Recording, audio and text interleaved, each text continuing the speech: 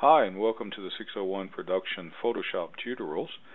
Today we're going to be taking a look at the preference menus. The preference menu is located up under the Edit, and then you'll be able to come down, scroll down there, and you'll find Preferences, and go ahead and just click on General. That'll pop open our preference menu here, and over to the left-hand side, the first thing you're going to see is there's lots of different types of preferences we can change. Now you're going to be able to set these up, and at the end click OK, and it'll save these preferences for you every time that you open up Photoshop. Now, the first thing we want to do is take a look at the color picker. Make sure that that's set to Adobe and not on Windows or Apple or anything like that. The image interpolation, you want to set that for bicubic. And that pretty much is everything you need here. You just want to make sure that some of the things like, for example, zoom with the scroll wheel is not clicked on. If it is and you're using a mouse with a scroll wheel, then every time you move that, it's going to zoom in and out.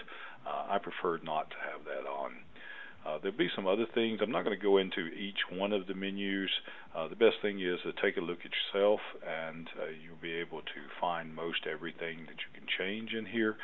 One important thing that you want to take a look at is the available RAM you have, and then it'll give you an ideal range here, and you just want to make sure that you're set up in that ideal range, and if not, then you can take the little cursor here and sort of scroll around and make sure that you're in that, and that should keep Photoshop working quite well, and not crashing on you or anything like that.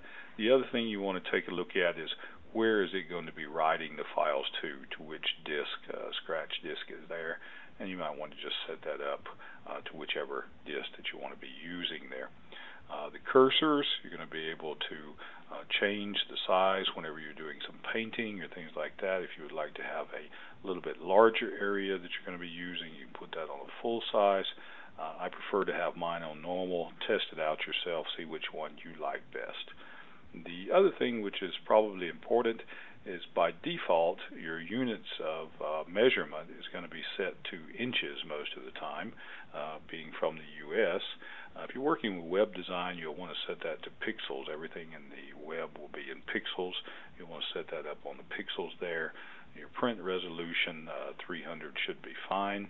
You can play around with other things in there, for example your plugins. If you're going to be buying additional plugins to upgrade your Adobe Photoshop, then you might want to also add some plugins to that. You'll be able to change guides, colors, things like that all in here. Now once you've finished up taking a look at it, go ahead and click OK, and that'll save everything for you, and you've already set up your preferences.